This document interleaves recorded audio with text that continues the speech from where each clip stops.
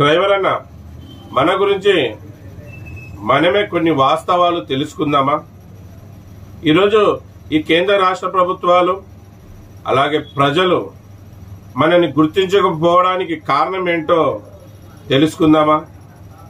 నువ్వు ఎంతో గొప్ప వ్యక్తివి కదా డ్రైవర్ అన్న.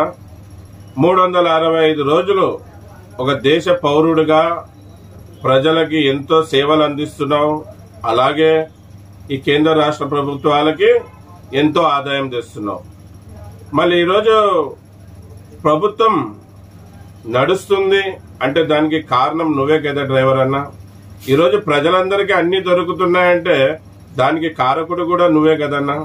మరి ఇంత గొప్ప వ్యక్తికి ప్రజలు కావచ్చు, అధికారులు కావచ్చు, రాజకీయ నాయకులు కావచ్చు, ఎవరన్నా కానీ నిన్ను గుర్తిస్తున్నారా? అలాగే నీ సేవలు